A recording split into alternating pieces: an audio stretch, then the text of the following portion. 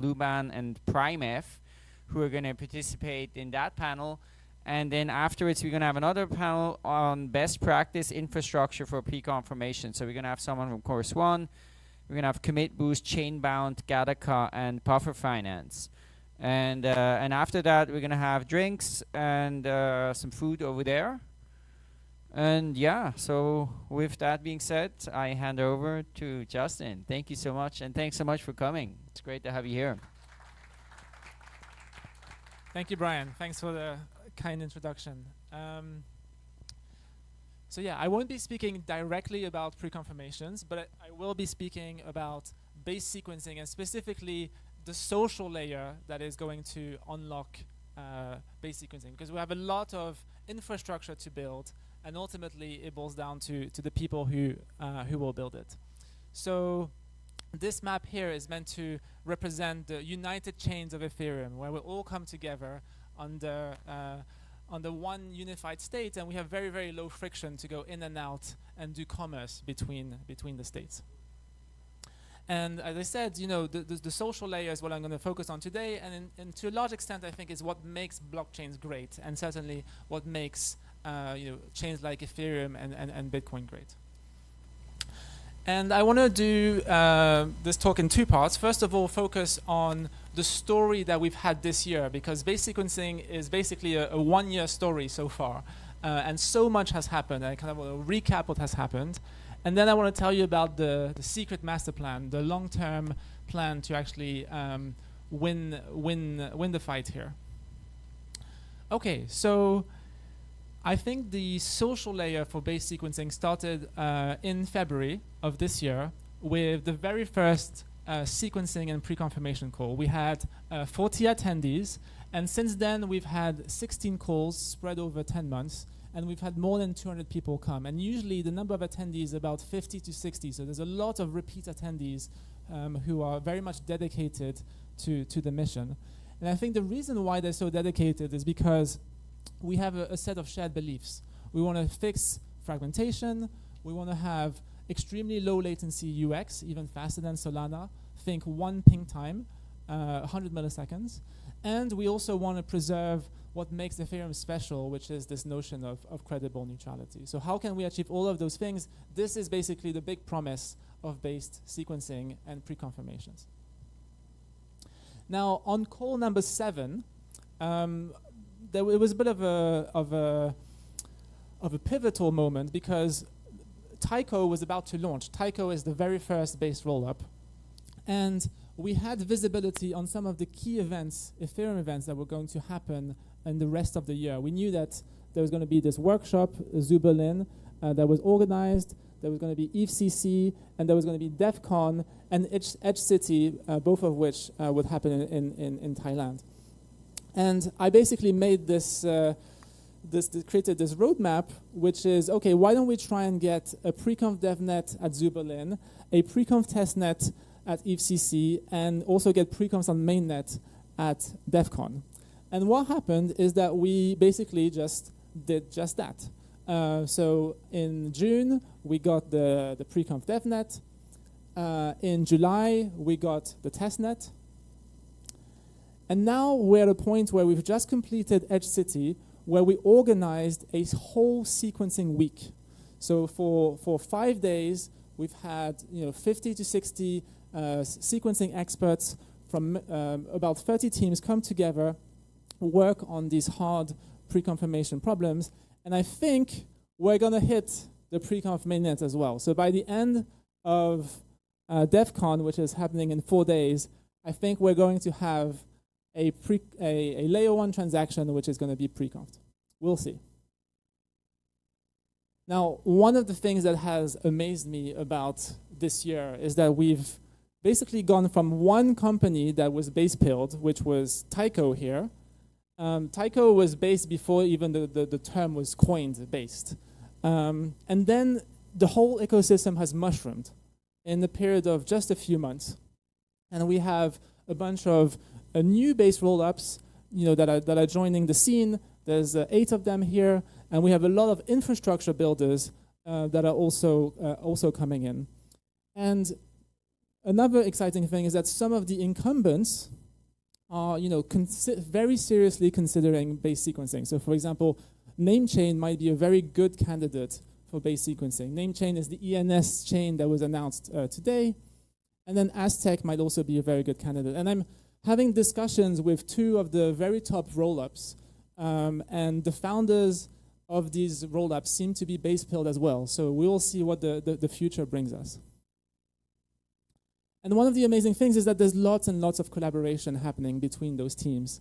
And we need this collaboration because in order to get pre-confirmations to work, we need every single part of the pipeline, from the user to the gateway, to the router, to the validator. All of this needs to work in unison, plus the wallets, and a lot of collaboration is required. And the whole point of base sequencing is to have shared infrastructure, so we really need to work together. Now, I just came back from a panel, and the question that I asked each one on the panel was, how base-pilled are you today? And basically 3 of them said I'm 10 out of 10, and then one of them said I'm like 7 or 8. And then I asked them, where were you when you first heard of the concept? And they were like 1. So, base sequencing is something that grows on you over time. The vast majority of people just don't appreciate or don't get it, or have misconceptions or preconceptions. And the good news is that the fundamentals are strong, and like one by one, over time, people are flipping. And this is the progression. So initially, at the very, very beginning of the year, almost no one believed in base sequencing. Even within the Ethereum Foundation research team, I was a contrarian. It was me versus the rest of the research team. And slowly, things are progressing in this direction. And actually, just a few days ago, and I'm sharing this with permission from Vitalik, Vitalik writes, I'm becoming more bullish on pre-confirmations. And then he writes, I think that sequencing is going to bifurcate in one of 2 directions. Either we're going to have super centralized sequencers, or we're going to have base sequencers. And the stuff in the middle doesn't make as much sense because you're kind of getting the worst of both worlds. Now, one of the amazing things is that we've seen an explosion of interest in base sequencing, and that's reflected as well in the events. So we have these 3 Devcon events, and then we have more events, and then there's even like 5 other events that are not listed here, either because they're private or I couldn't find an image for them. And then on top of that, there's 3 different Devcon talks that have the word base rollup in the title. And I'm not part of the Devcon committee, by the way. And then on sequencing day, which is meant to be like the big sequencing and base sequencing event, we have more than 1,800 people that have signaled interest, but the venue only has capacity for 600 people. So we'll see how that goes. Now, as I mentioned, we just came back from Chiang Mai for Sequencing Week as part of Edge City, and the event here was this kind of attendee event where we were trying to solve a lot of the problems. And as I mentioned, we had top builders and across many, many teams. And what we did on day 1 was to try and lubricate the social layer. So we decided to drop all of the laptops and just go on a big adventure. So we visited caves, we went hiking, and there was all sorts of kind of fun adventures. And then what that led to is basically a very productive day 2 to day 5. And the modus operandi for days 2 to 5 was to ship. And so the way that we structured things was to have teams with a concrete deliverable. And ultimately what we did is we ended up with 9 different teams that each had a deliverable. And I can maybe highlight some of them. So for example, we had Luca, who's the main guy behind L2Beat, who started working on a classification of sequencing that they can maybe present on the website. Because right now, the pizza pie and the classification that we have doesn't really involve sequencing that much. We've had folks working to standardize the gateway APIs and to produce an actual ERC. So we have Sam, for example, who worked on it, and Kubi, who worked on it. Actually, Kubi, who's in the room here, he's working on something very exciting, which hopefully we'll be able to announce by the end of Devcon, which is to get this mainnet L1 transaction pre-confirmed. And then, Jason here from Puffer, who I guess is one of the sponsors, he implemented a full universal registration contract while he was there. So we kind of made a lot of progress on standardization and coming together on basic infrastructure that we need to collaborate on if we're going to be successful for base sequencing to work. Otherwise, we're going to end up with a massive mess. We're going to end up with the same mess that we have with L2s, and base sequencing won't necessarily fix anything. Yeah, and we have Tim Bako, who he bought the domain basesequencing.org, and the team will also be submitting a PR to Ethereum.org to try and provide more information about base sequencing. In any case, tons of progress, and not only did we do in 5 days the equivalent of months of work, but I think going forward, because we've all come together in the same room, the pace of development will only accelerate from now onwards.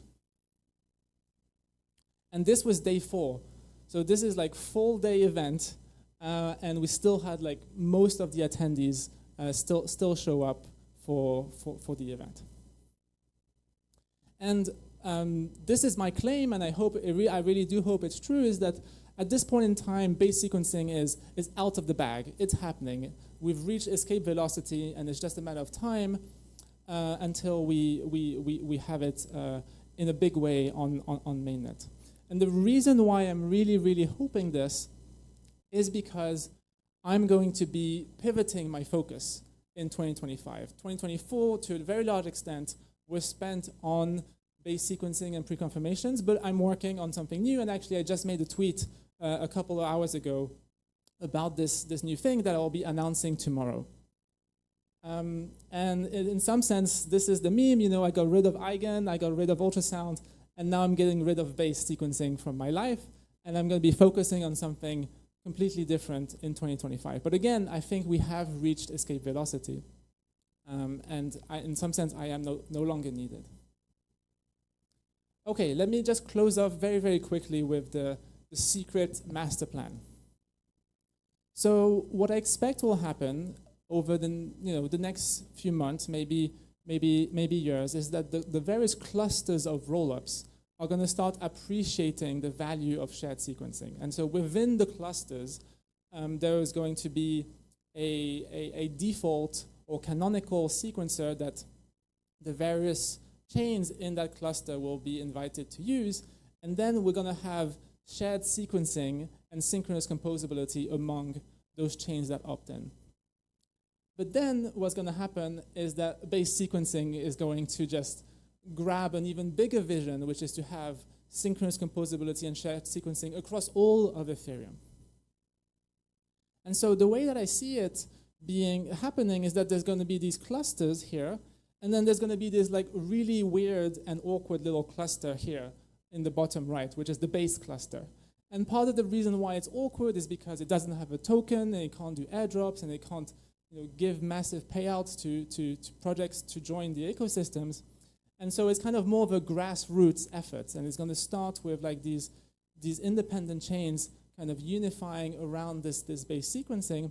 But I think that one by one, these ecosystems are going to maybe start seeing the light. And so the possible outcome is that these clusters are going to come join the base cluster.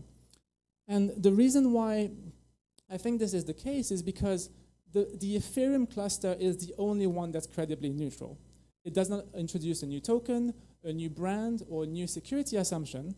Whereas if you look at, for example, Arbitrum and Optimism, right? Like they're direct competitors. Like there's some amount of ego involved. There's like different tokens. And so I never see them kind of directly merging.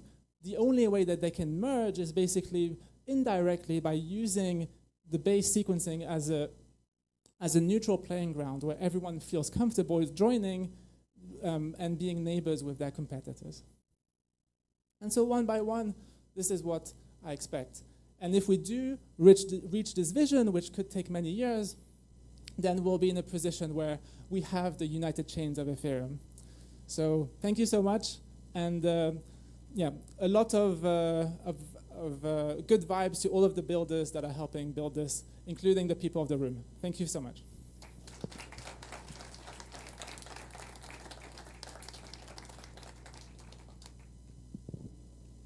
Happy to take questions if we have time.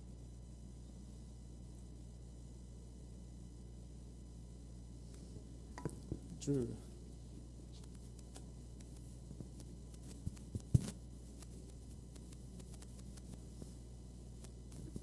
When do you think we see the first big cluster start to tap into Ethereum?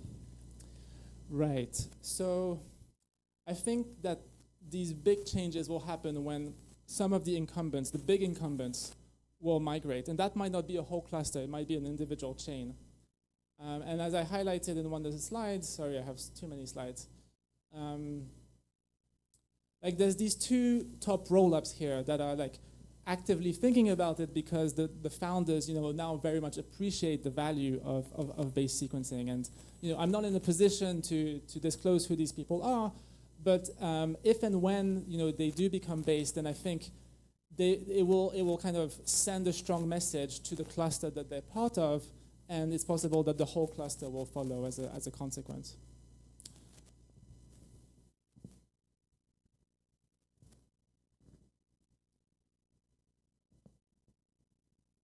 So, what do you feel are the biggest drivers that are making these or other rollups want to be based rollups?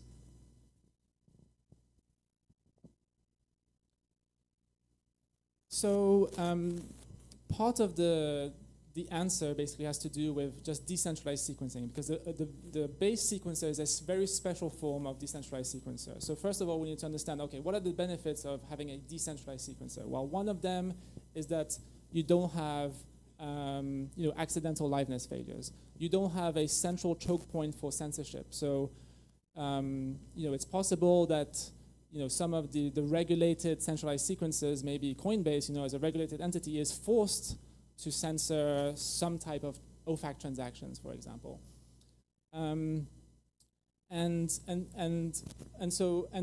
also just from an alignment perspective, like with the ethos of blockchains, just having a decentralized sequencer is a very, very, very much a natural move.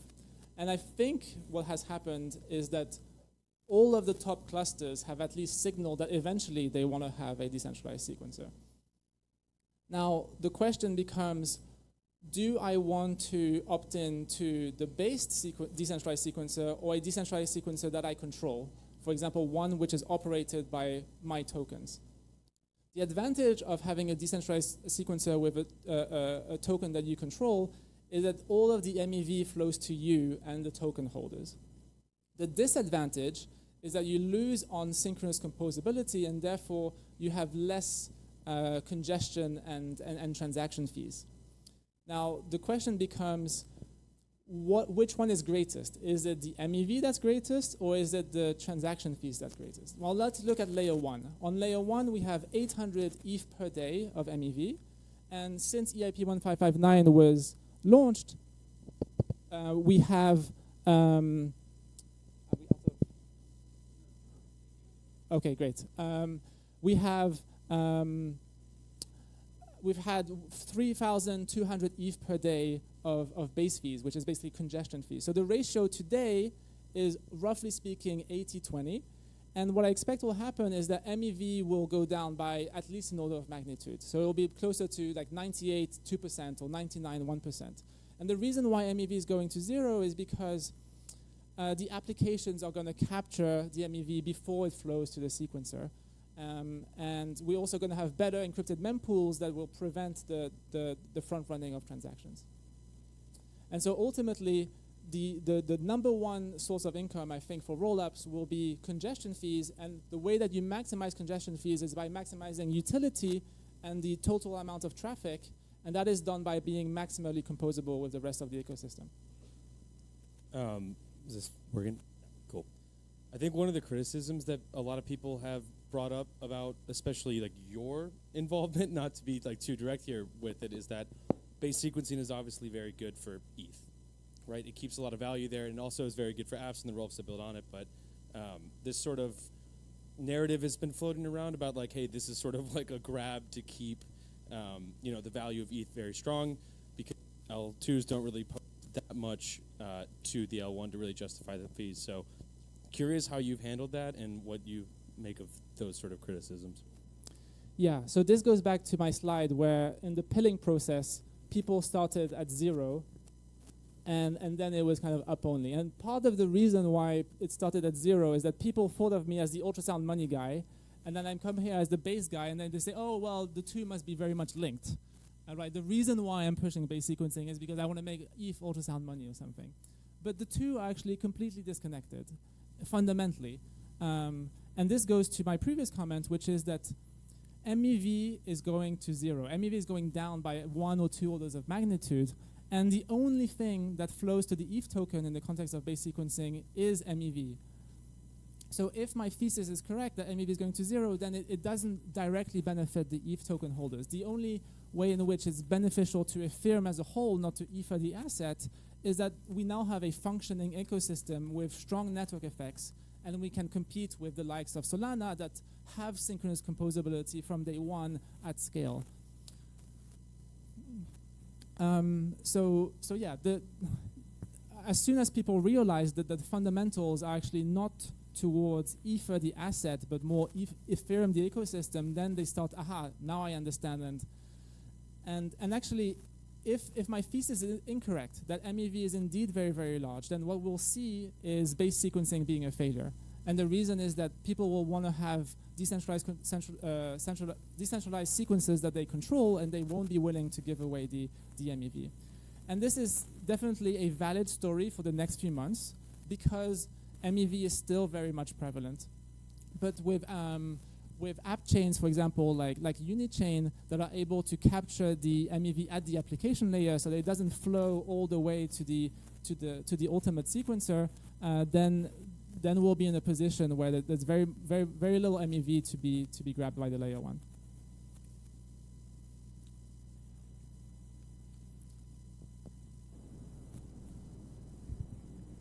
Hi, this is Ron, Web3 lawyer. I really like the idea that you presented with the base layers, because I think, especially from a legal and regulatory perspective, it's much better than having centralized sequencer, because I think that's the weak spot now, which results likely in a subject to regulation. My question is a bit, so if we have based sequencers, how much power or influence do have validators then on Ethereum? Right. So, like, one of the bad things you could envision, for example, is censorship, right? And the good news is that today, if the Ethereum decentralized sequencer is extremely censorship resistant, but we have plans to make it even more censorship resistant. So we have this idea called inclusion lists, where we, at every single slot, instead of having one proposer, we have 16 plus one proposer. So the 16 proposers kind of say they build inclusion lists which have transactions that have to be included on chain, and then you have the final 17th proposer who ultimately is responsible for building a block that has all of the transactions that are included in the inclusion lists. So right now we have this problem whereby if one of the proposers in a slot wants to censor, then that whole 12 seconds is being censored. And this happens with some of the operators that are regulated. So, I don't want to call names, but one of them starts with a K and one of them starts with an F, and like they represent almost all of the censorship on Ethereum, like these two large operators. And the good news is that these two large operators won't be able to do short-term censorship on Ethereum with this specific upgrade. Now then you can think of other failure cases like long-term reorgs or like safety failures, all of that. None of that is possible unless you perform a 51% attack. So you're not really giving much more control over to the validators. From the point of view of the validators, a L2 or roll-up settlement transaction just looks like a transaction, and the blob data just looks like random bytes, just random noise. They don't actually inspect what's inside and execute what's inside. So I think the answer to your question is not much of an effect.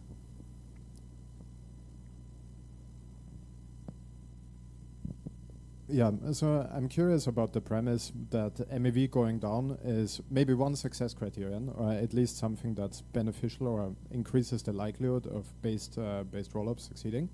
And you mentioned app-specific sequencing as one path, or maybe the most prominent path there. And so I wonder, to what degree do you see app-specific sequencing as something that's kind of like upstream in the skill tree?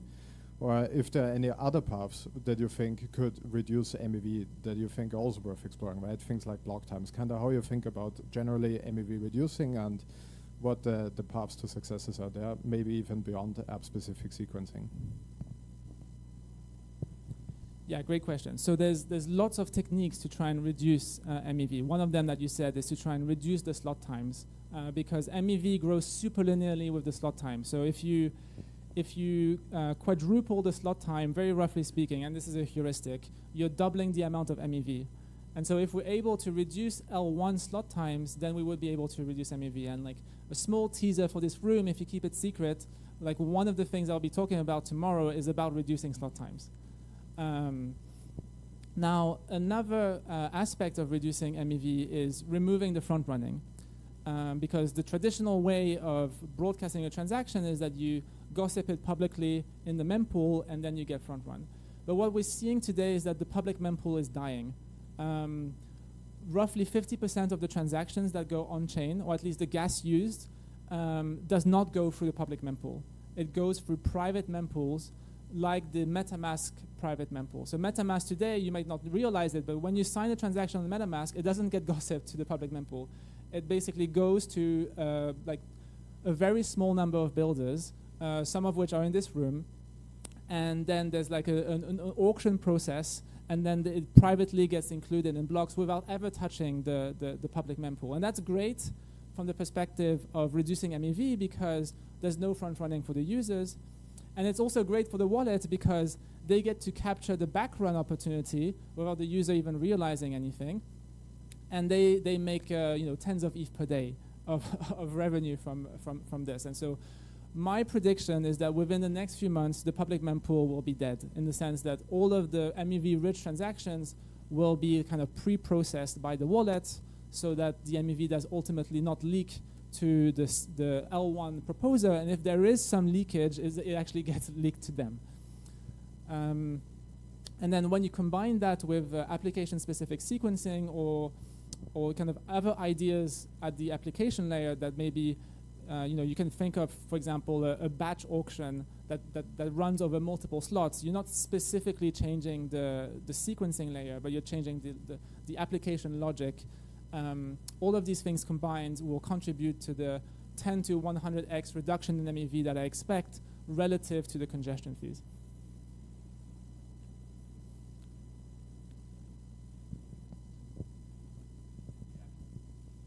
Sorry, just one more question. A lot of the success of base rollups does seem to sort of depend on the success of pre-confirmations and how well we're able to price those. And so I'm curious to know, with all the different proposals that have been seen, how's that going to shake out? What's the timeline? What's the relationship there? Because, we don't want 12-second or, maybe less, maybe a shorter slot time. Just want you to maybe clarify the relationship there a little bit and how dependent those really are on each other's success.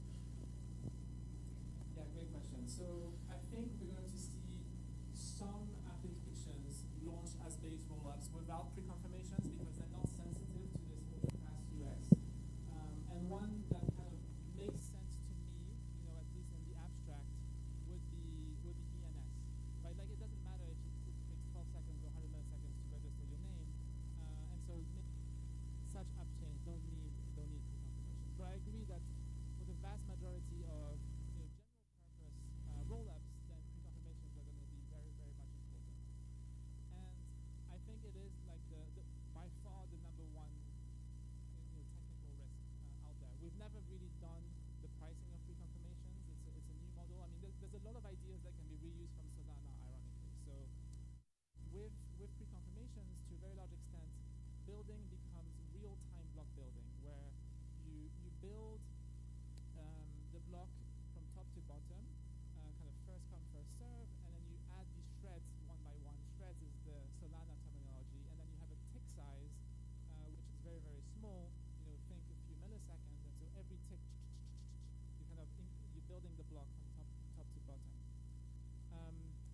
interesting thing here is that Solana is going to have to deal with pre-confirmations potentially before pre-confirmation pricing, before Ethereum. And part of the reason is that every Solana proposer gets 4 blocks in a row. So they get 400 millisecond blocks for a total of 1.6 seconds. And so you can think of the very first slot as being a pre-confirmation for something that they could include later on.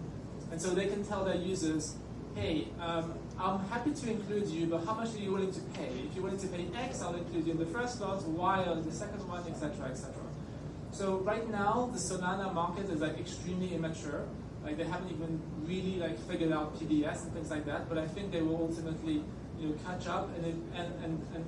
And the end game is for them to price pre-confirmations on a transaction by transaction level. And so this is something that as an ecosystem we have to solve. The other thing I'll mention is that even if you take a fast decentralized sequencer, let's say you take an ultra-fast decentralized sequencer with 1 second slot times, and you only have 100 validators because you're limited with the decentralization that you can have. Well, in that context, you're probably going to want these pre-confirmations. And the reason is that 100 milliseconds is an order of magnitude better than 1 second. And so I think that if we can crack pre-confirmations, every decentralized sequencer, regardless of whether or not it's based, will want to have the pre-confirmations.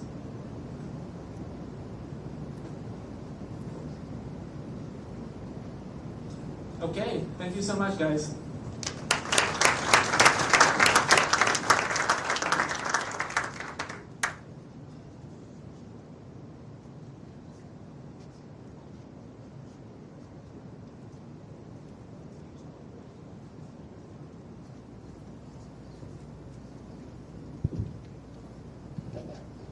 So, thanks, Justin.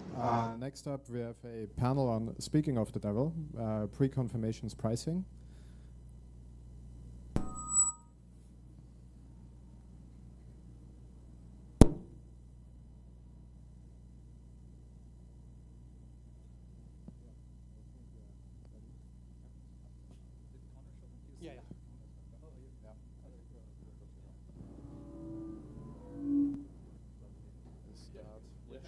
Should we use 2 microphones? Or?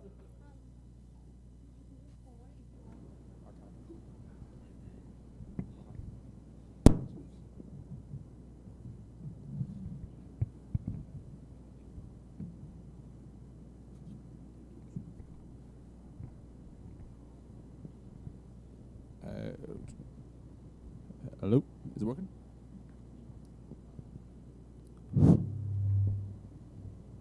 Hey everyone. So yeah, I guess tough act to follow, but we will try our best. So everybody I'm not sure about Kabat, but the rest of us have been talking about pre-confs and pre-conf pricing, and obviously pre-conf pricing was a sort of the hot question at the end of that Justin Drake presentation. So pre-conf pricing is like a really important fundamental question in pre-confirmations.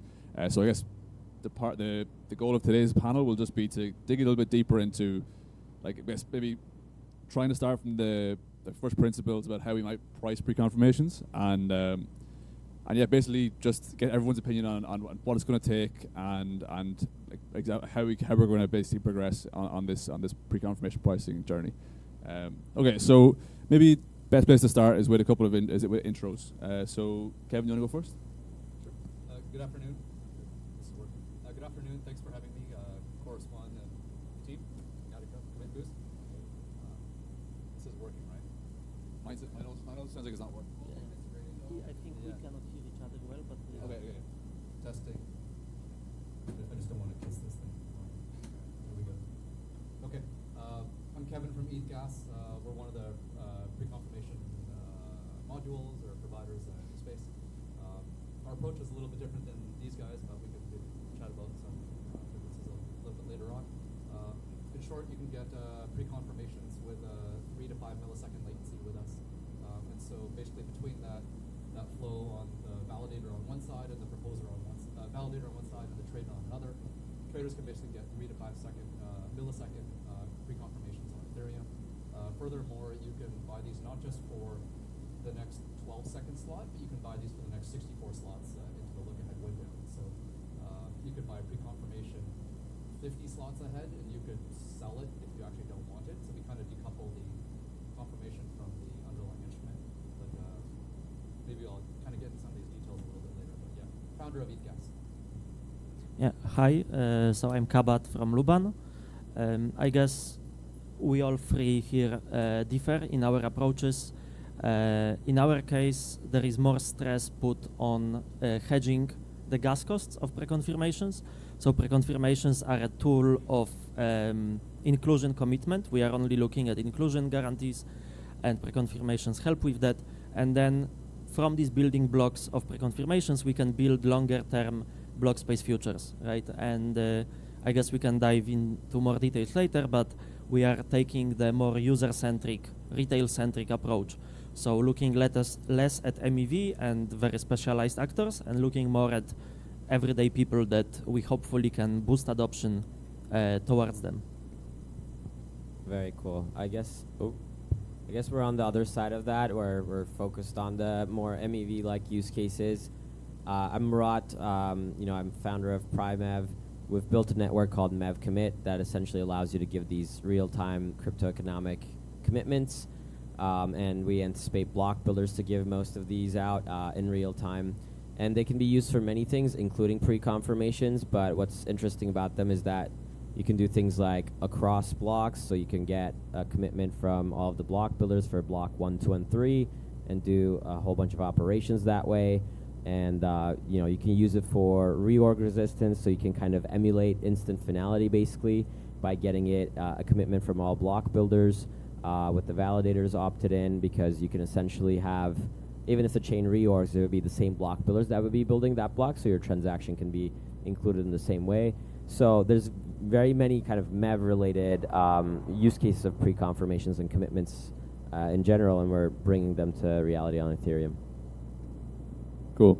So I had a first question that was going to be, why do we need pre-conf pricing? But I guess we need pre-conf pricing for pre-confirmations. So maybe the important question here that might be able to sort of form the basis for the rest of the discussion: who should be providing pre-confs?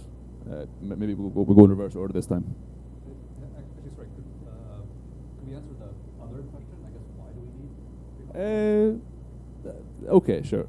Well, it was just more in the context of that within kind of the transaction pipeline. You have traders who have, well, maybe a trader might know or be able to price a pre-confirmation, but I guess like a retail person wouldn't. And so, how much do I pay extra to kind of get this confirmed?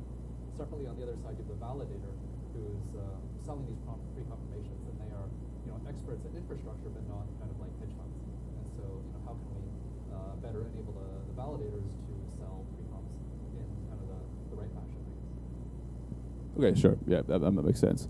Any disagreements there? Or? No, I generally agree. So I guess expanding a bit, pricing is always for matching the buyer and the seller, right? So we want to match two parties with different incentives, different goals, and find what is the most fair price that matches these goals, and both of these parties will be happy to transact at this price, right? And in the case of something like block space derivative, it's not so obvious. So that's why we think we need it. We need some specialized parties for that, but that I guess in the next question. Cool. Yeah. So, Murat, you're not allowed to answer that question anymore. I'm going to get to the second question. So, who should be providing pre-confirmations? It depends on the type of pre-confirmation, but at Mev Commit, we've always envisioned block builders to do it, particularly because I was leading product at Block Native, and we had a block builder, and people came up to me and were like, "I want pre-confirmations from you." So it just made a lot of sense. But these other visions have emerged where the proposer gives them, and the relay gives them, and an L2 sequencer gives them, and there are definitely use cases that allow for all of them. But ultimately, if you're looking for kind of the price visibility, people need to compare it to what other orders they have, and block builders today have most of those orders. Cool. Anybody think anybody else should be building or should be providing pre-confs? Yeah, so in our case, we have this designated specialized party called Preconfirmer.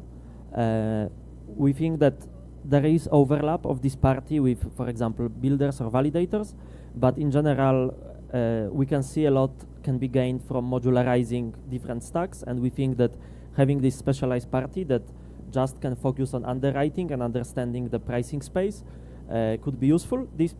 This could be the same party as the gateway, for example, right, at a given moment, but it can also be outsourced and specialized. Yeah. Hold on, we haven't introduced the gateway yet. So I guess you mentioned that the person should be providing the preconfirmations is the preconfirmer. But like, who in the traditional block building supply chain is that person? No, so in our case, we are the person providing the pricing. Okay, so a centralized person. Well, at first layer, yes. Later it decentralizes through various means, but it's a kind of marketplace that matches at this price that we think is the right price. Then we obviously give some flexibility to the users, but we let the users of both sides to come to this marketplace and trade on it, such as builders. However, we are the ones kind of starting the discussion. Got it. So you're saying we need to have a trusted intermediary between the suppliers. So later it becomes not trusted. Sure, but well, no, it's even if it's centralized or decentralized, it's trusted to do the protocol of like connecting the buyer and the seller, basically, right? You can have more preconfers, right? We are the initial one. Later, more parties can join that want to get part of the yield for providing their services of model pricing, right? So you could have 3 competing preconfirmers, for example, one of them being our protocol, and then other parties could provide that as well. And if they are competitive, they will be picked up. And okay, Kevin. So the question, just to rephrase, just to repeat the question: who should be providing pre-confirmation? Well, in our case, it's the validator who should be providing the pre-confirmation, but by extension of them being able to not being able to offer it efficiently, in our model, they basically would delegate it to a gateway or a third party, in which case, in our case, would be a centralized party. And so they'd basically say, hey, Ethgas, can you guys sell pre-confirmations on my behalf? I want to sell, 5 million pre-confirmation, or a quarter or sixth of the block. You guys decide what the price might be. Or, hey, Ethgas, you guys are the venue to sell it, but I'd like to delegate it to this other expert party, maybe a hedge fund or an asset manager who wants to then optimize the selling process on their behalf. Yeah. But they, at least in our approach, they wouldn't directly be selling it. They would delegate that to another party. Got it. So we've got two competing answers here, right? I guess the single entity and builders. So how do you guys think about the alternative suggestion there? Well, neither the delegated entity nor the validator have the order flow that the builder does, so I think that kind of establishes it. What they're gonna, that quote may or may not be stale by the time it, ultimately, like for example, if you take gas as an example, at Block Native we built an AI model that predicts the gas you need based on a whole bunch of heuristics, and the AI model actually trains itself based on how accurate it was in the previous block. So you could develop the same type of thing, and yes, you'll have some inaccuracy because you're taking public data compared to private data, but over time it could approximate what it anticipates the private data to be, and reach some statistical probability about that. So maybe AI is one of the answers here. We'll see about the accuracy because there's a lot of data points that go into that model at Block Native. But ultimately, there's always going to be information advantages when it comes to order flow, and that's going to determine the right price to strike. So I think block builders are still having the kind of the top position in terms of answering the question of what should be the right answer. What do you think of? I can see cases kind of either way. To Murat's question or point, the builders have access to proprietary information and, or I guess exclusive order flow, and so they're in a strong position to do that. But they're also not in an ability to offer a firm guarantee in the event that their block isn't chosen for the block itself. And so I think it could be seen as maybe a conditional pre-conf perhaps, or a soft guarantee. But I think there's different it depends what you're looking for. I think in the context that you have a builder that's working very exclusively with you, you're able to kind of seek those guarantees, and there's probably a market for that. But separately on our side, it's just more with the validator who ultimately will choose the block. Can we get a bit more of a harder guarantee, and that's where our focus is. Okay, so in any pricing mechanism, there's, well, I don't want to say any pricing mechanism, but in this specific case, we have the proposer who is selling a pre-confirmation, and we have the users who are buying pre-confirmations. So with these sort of with these three different approaches, three approaches, either the user is overpaying or the proposer is underselling. So what's more important, and ultimately what do you expect to happen? So if I may, in perfect theoretical case, you find this spot where there is no overselling or underselling, right? Which we will never achieve in real world. And we are taking this look of ensuring the gas expenditure, and from this perspective, it's more important for the validator to be appropriately compensated rather than the user having super precisely fair price. This I could give, let's say, two high-level reasons. One is that if you have any market, you need to have products offered on this market, right? Like, that's the whole point of the market. And if the validators will feel that they are not getting appropriately rewarded for the service that they provide, they will just start exiting the market, and there will be no market even at this, not ideally fair price for the user. So it's more important to have a market than have the cheapest market. And then second thing is the kind of tail risk for the validators. In our case, at least with gas hedging, right? So depends how you look at it. If you look just at the next block, there is less variance, I would say, for how high the price can go from the current one. But we are looking to create these monthly long subscriptions. During a month, the prices can go wildly up and down. And we need to make sure that the tail risk is appropriately compensated for, because this is what can lead to high losses for the validator.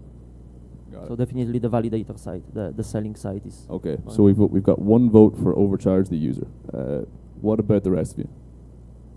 Yeah, if you're trading, it generates some MEV, and you're just kind of giving that up. A very kind of small number of users are using OFAs and everything else, so most of the users are just kind of clicking on MetaMask, and that's getting upstreamed, and MetaMask is making money, and Block Builder's making money, and people are making money. So the users are already doing this, so I don't think there's any reason to think that they would do anything different with pre-confs. They'll still overpay to some degree, or just like let go of the opportunity that they're creating, essentially, and that will make its way into the supply chain. Got it. Two votes for overcharge the user. On our side, to disagree with Cabot here, well, we basically just have a real-time marketplace. So we have people trading pre-comps 64 blocks ahead, and so you can basically see what the prices are for those pre-comps and how they move and trade in real time. We may not have some validators who've signed up to sell pre-comps to us, and that's fine. Maybe they go to like Murat, for example. But then you could still interpolate between the different blocks to see where that price might be. Maybe that price could be shared with Murat or someone else.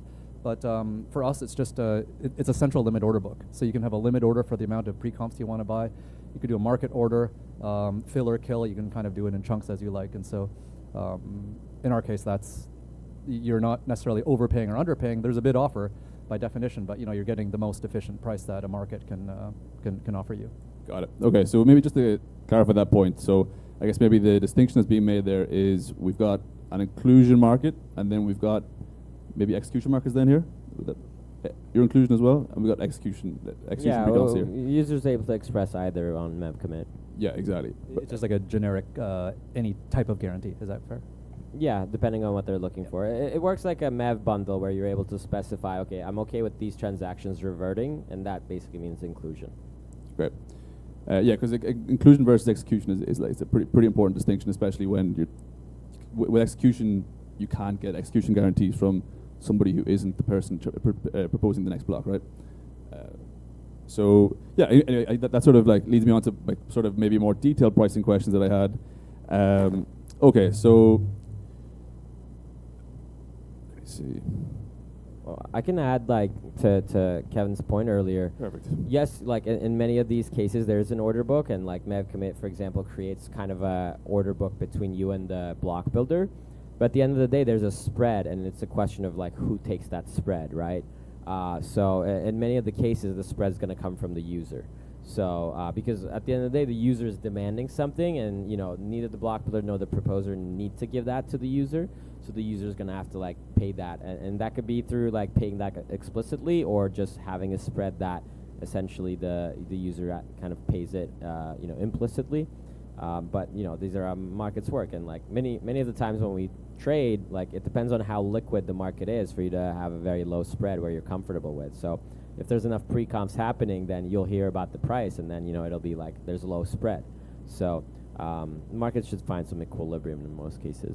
Yeah, exactly. I wanted to comment on this like liquidity issue, right? So in an order book, especially for something that has, in options, if you have multiple different expiries, here we have different slots, you kind of fragment liquidity between all these slots.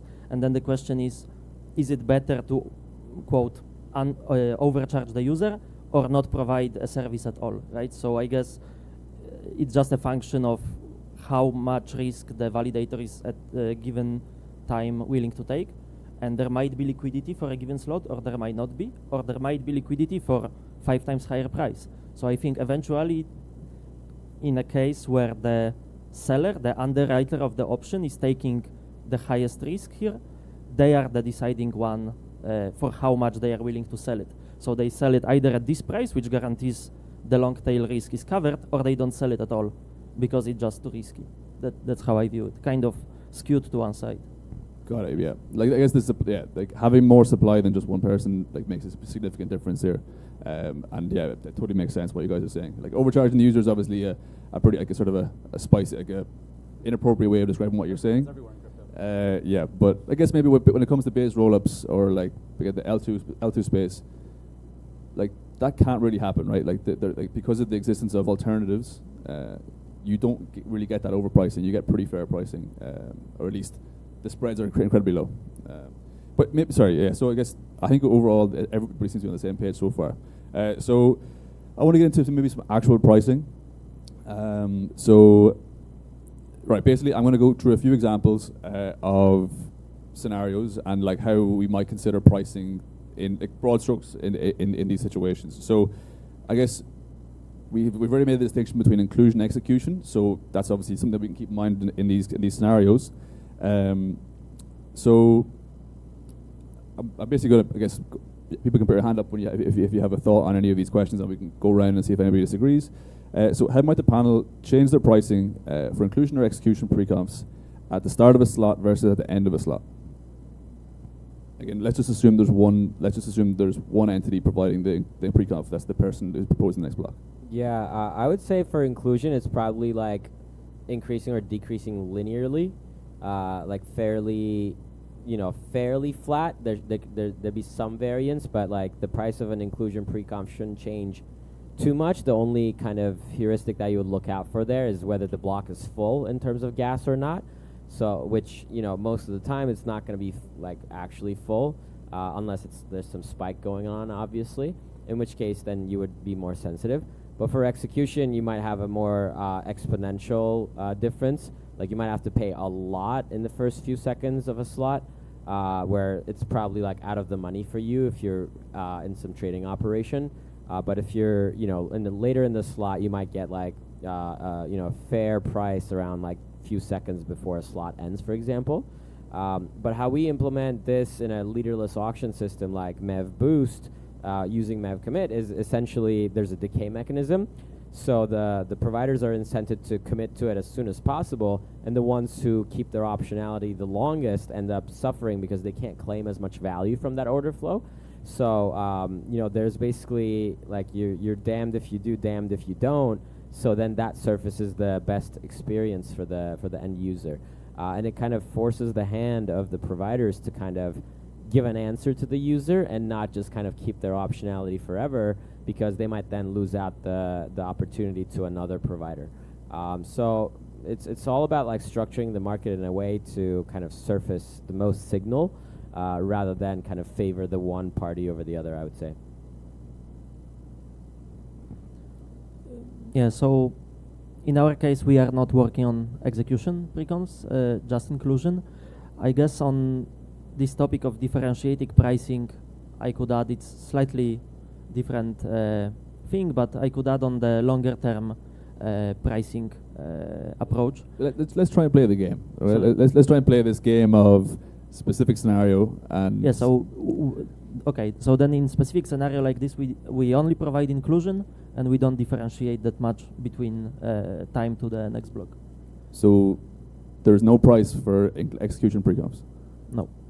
And like, let's say you're building a block, there's no price that you'd accept the execution preconf. I mean, for now we are just focusing on delivering inclusion. This isn't we. This is just like theoretical. Like we're all just blank slate, whiteboard.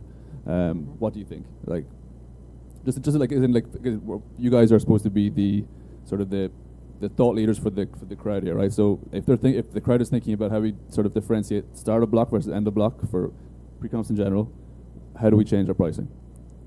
Well, then on a high level, I agree with what Murat said. Some kind of decay mechanism that probably has to be found through experimental approach, verifying it, backtesting over the last 2 years of price data, and then testing live to see if the validators are compensated fairly. Okay. In the end. I'm just gonna say, like, the market price is always the market price, but I guess aside from that, it's I guess I look at the specifically on inclusion preconfirmations as it's kind of like a call up. I have no room left for my transaction. So if I basically model the utilization of the for that block, then what is the likelihood that the block utilization will progress beyond 30 million? And so you can kind of look at that as a call option. Call options are log normal distributions. Block space doesn't seem to adhere to that. It has a bit of like kurtosis, and maybe it's more normal. But yeah, in that context, it could be like on the mean price, the mean amount of gas. You have some function of the base fee itself. So if the base fee is like 100 gwei versus base fee being 1 gwei, I think the price has an impact as well. But yeah, I think you can kind of model it from like option theory perspective. Okay, and just on that, okay, so like it sounds like a very interesting model. Well, and basically just feeding in the real-time information to support that type of model. Okay, cool. Okay, so then the second question was related to something Murat maybe touched on already, but I guess obviously it's related to the option model that you described. So a nearly full block versus a empty block. Like how do you change your pricing? For me, it's basically that the mean has moved closer to the strike. Like the strike is 30 million gas, and the mean is now like 20 million gas, right? So if you're at 20 million or close to 30, it's kind of closer to it's less out of the money. Versus if the expectations are that it'll be very low. So really, again, just plug it into like a Black-Scholes model. I have a spreadsheet if anyone wants to see it. It basically looks at the expectations around the amount of gas used in a block for a given level of volatility of that utilization. And then separately for a certain amount of time remaining. I can share it with the group if you guys would like. Okay, so like let's say there's 100K left in the block. How do you think about, like, obviously you have your models, but how are you thinking about that as a block proposer as well? Okay. I'm not sure that probability is going to hold though, because it's kind of like blackjack, right? Like what's the probability you're going to get a 10? I mean, you should always assume you're going to get a 10 next, but like it has no correlation to reality in effect. So you might very well be out of the money. This is why it's really important to have these kind of decay-like mechanisms so that there's a cost to you keeping that optionality. Otherwise, if you're just the proposer and you're just sitting there, be like, okay, I'm just going to wait till the end, then many of the times you're just going to make a suboptimal decision. Yeah, and finally, you gave this example with very little gas remaining in the block. Depends again who is the user and what they want to get out of it, right? Retail user that you can also cater to in such a situation that the pricing would rise rapidly as the block is allocated. You can switch to the further block in the look ahead, right? That is not yet, that is cheaper. So for the user, you still can provide a very fast preconfirmation, just for not this block, but the next one, right? So you can always price things. I mean, you can put as high price as you want, but in practical, in real world, people will not pay infinite prices, and they have specific goals to achieve. In many cases, the goal will be achieved. The goal of better UX will be achieved if you put the user in the n+1 block from this block. I'd push back against that, because then the user's better off just getting a confirmation. You're saying like the user has the option to get a pre-confirmation or a confirmation, and you're saying, well, I'll just give you a pre-confirmation for n+1 block. Then the user was just better off getting a confirmation. So then why did the user use this pre-confirmation in the first place? Because he just lost the whole block. It was better off. So I don't know. That would be my pushback against that answer. Yeah, I guess it's a tricky scenario, especially if we're not thinking about execution pre-confs, I think. Because, yeah, like with 100k gas left and 12 seconds to go, your like MEV is a really big part of what's happening there, right? So yeah, maybe do you have any thoughts there? Well, again, I think there's like theory versus practice as well, of course, right? Like in our case, like if I'm the validator, I would sell that last remaining block space for like 1,000 gwei, and I just kind of drop the price until someone takes it, right? And then if people are going to bid whatever, like somewhere in the middle, it'll kind of settle. And that's if there is only that 100,000 left. So that's where like in our case, like an order book or some type of feedback mechanism would help support. Got it. And like, obviously I know, but let's say I didn't know. What is 1,000 gwei in dollars, roughly? I don't know. Oh, someone who could do some quick math. Where's ETH right now? It's probably like what, $10 to $30. Oh yeah, on 100,000 gas as well. Okay, but okay, so let's say so that's the 100,000 gwei. So we have like one MEV transaction left, right? And we're a proposer, and we're trying to come up with like some fixed price model. But then I don't know. Let's say the SEX price is 1% away from the current Uniswap spot price. Like that's like I'm not sure what the exact number is, but that could be like $100,000 like opportunity, right? Well, there you go. You should charge 99,999. Exactly. Well, like okay, so maybe this points to sort of like one of my concerns is that like I don't want to say my preference. I want to hear your guys' preference, but like this is the problem with maybe using a fixed price or like let's say someone who isn't a market participant as the pricer of these pre-confirmations. So like, I guess ultimately, so in our case, the person who's selling the pre-confirmation could very well be like a searcher themselves. So they might actually know like that there is 100,000 gas remaining and there is this opportunity worth X. I'm willing to forego that for a certain price as well, right? But if it's a validator who maybe doesn't know, then you kind of need to rely on a model or some like finger in the air, something like that. But I think it depends who's selling that block space. Okay, but let's say you're a validator, right? And you get to choose between the gateway who's a market participant or the gateway who's running the model. Like, who do you prefer to be like pricing your pre-confs? I'd say always the market. Yeah, okay. And what about you, Kabat?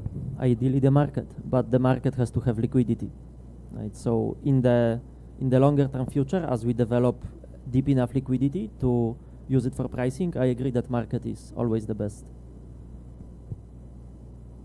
Right, anything to add there? I mean, yeah, I think it's obvious from my answers that it would be market. But ultimately, these proposers might come up with some sort of heuristic at some point, like how in blackjack, like you should always hit if it's not 17 or above, kind of thing. Now, I'm not saying like the same level of information is available for the proposer, because in blackjack you have a known set of decks and all of that, so the probability is kind of known. But at the end of the day, there could be some heuristic where, okay, like, you know, the C5 price is like 1% away. Okay, the guy's like bidding $1 million. Well, take it, you know? So like at some point it just is worth your while, no matter what the opportunity is. And a lot of proposers might just like want to do that. But you know, my opinion is that proposers are going to sit this out over the long term, and they're just going to let sophisticated actors, market participants, do the work. Okay, so maybe on that point, so I guess maybe going into this this discussion, I had sort of a similar opinion to Murat. So I guess, but on that train of thought, there is also costs to having someone like that, someone sophisticated like that, basically building the entire Ethereum, basically sequencing the entire Ethereum blockchain. So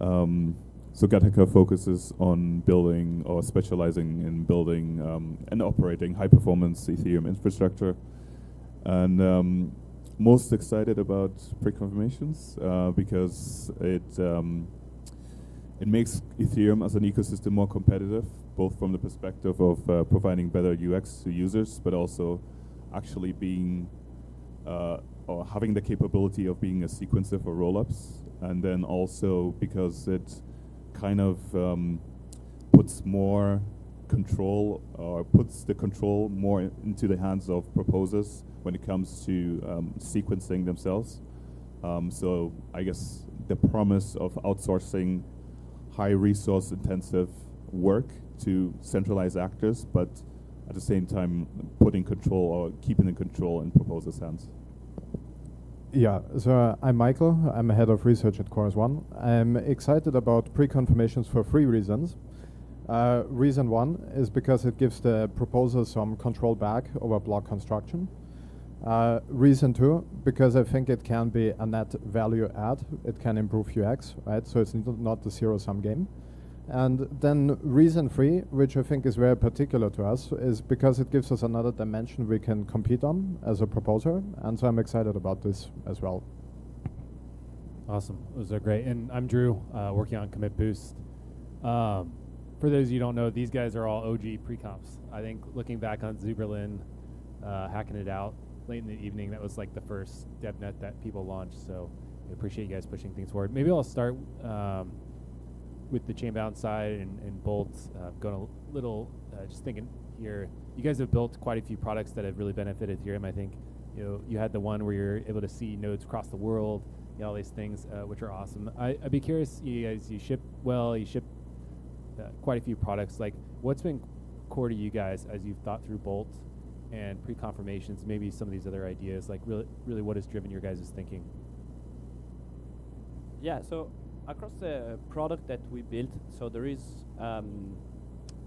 one main question that I think we always ask, which is pretty simple, which is you're building something using or like enabling a new technology, which is good, but what does that technology enable that could not be done before?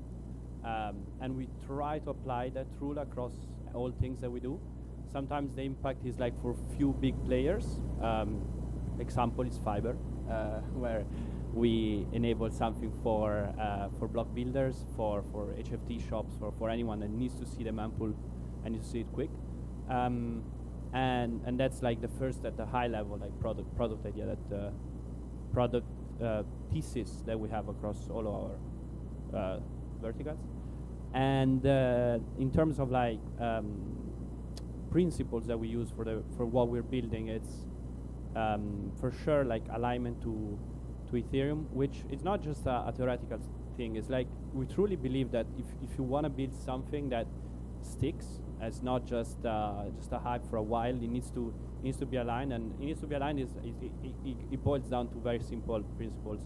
One is it needs to sort of foster decentralization where decentralization is needed, and if it's a part of the stack where it requires to be, for example, trustless, we fully try to build that as a trustless solution. And I think Bolt is how we designed it and how we hope is going to be implemented, because again, it's a fully open source solution, is being fully trustless, meaning we are building a new pipeline to enable proposers to have a new way of committing to something and constraining, like simple, which is like good technology, but what can you do with it? Does it actually make a change, either to a lot of people or to very few, but it works. And the second thing is we're building something for an ecosystem that has a very strong ethos, and we are in the early stages of an industry. So you building it with principles is not just beautiful because it's with principles, but is also, in our opinion, the only way of building something that's used in the long term at the product level, and also we believe at the company level, right? If we again, we are employing this venture studio model. If across all of our products there's this expectation that we're building something that's actually good and can be used. For example, if it's like Ulisse, what you said before, it usually just a map where you can see the decentralization of validators. Yeah, that are all things that ultimately are good, and so yeah, probably is going to be paid out. paid out.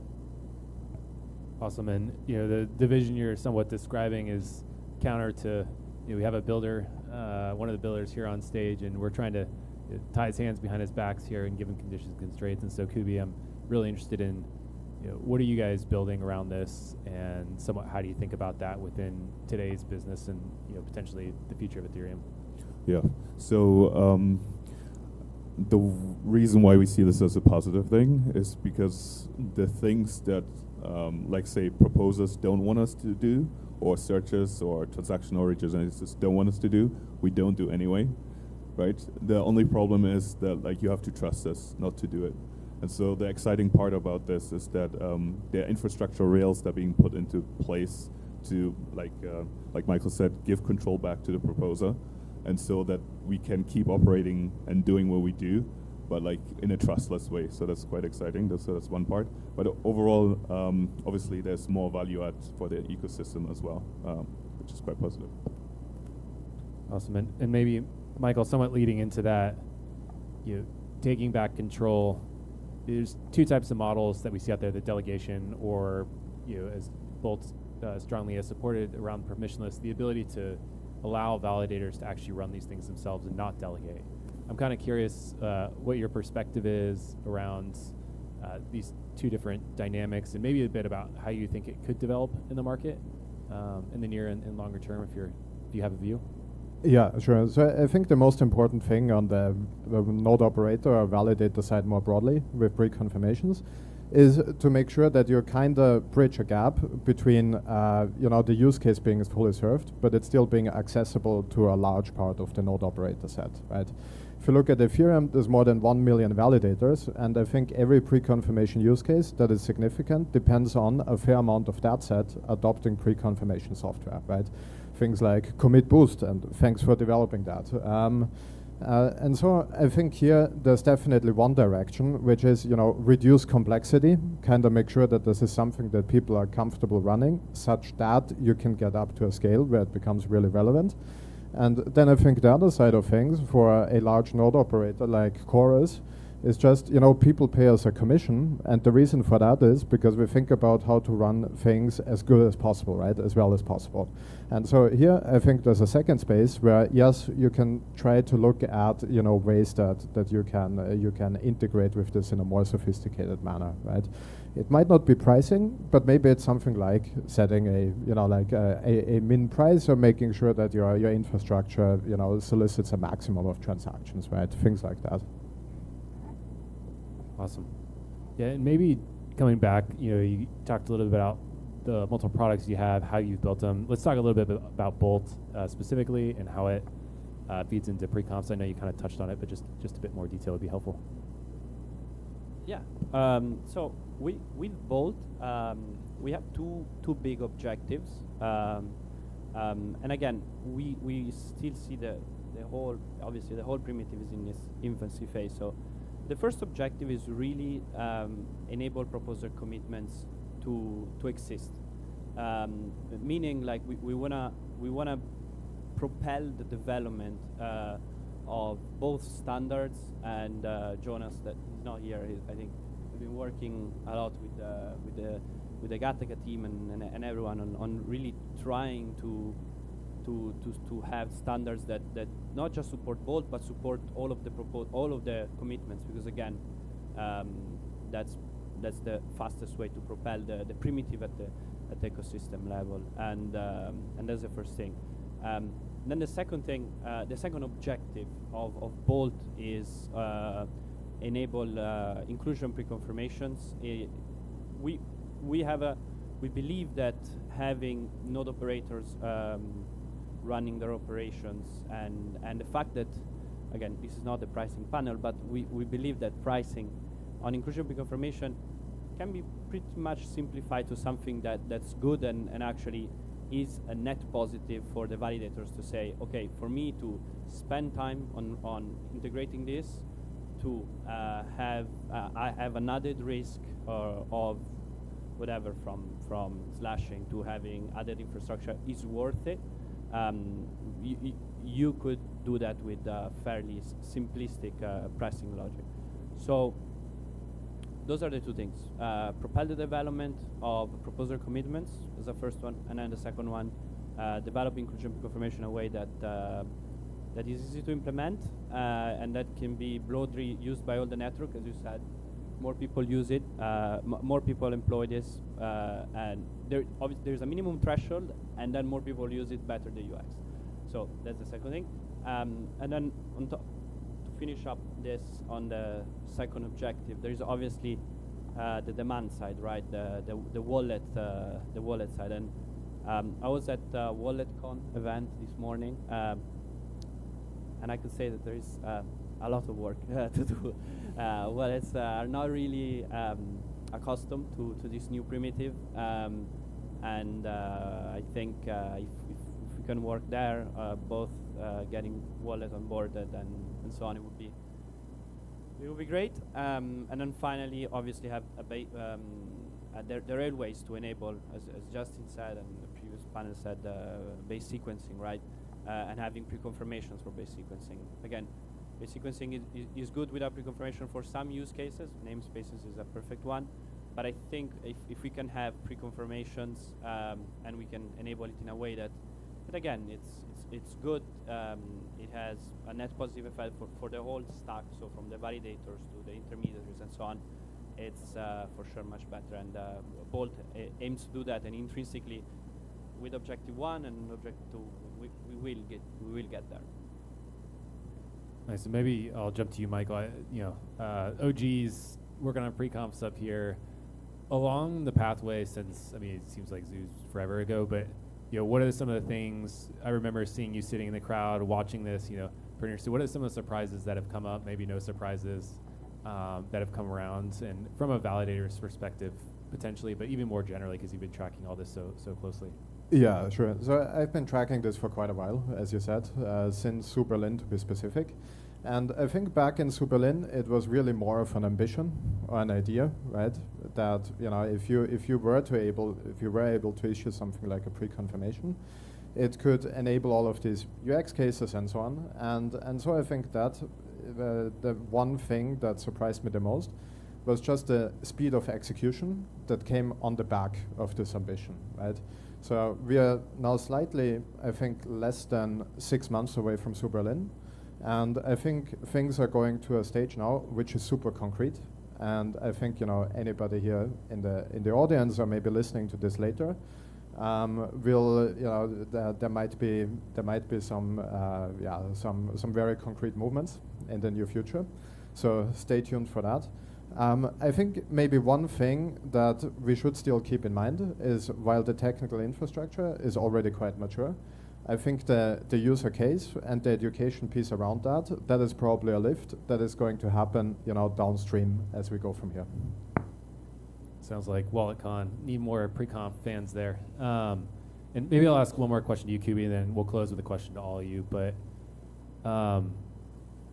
maybe you have a bias, but in the tech stack, when you think about what needs to take place, both in the delegated and undelegated model, what do you think, maybe most important is a bad way to talk about it, but what do you think is going to cause the most friction?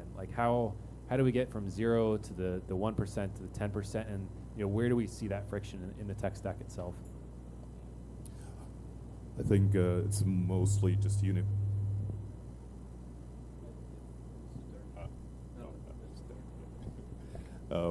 I think it's just mostly unifying around standards, specifically the slashing contract. I think that's the most contentious, or the registry.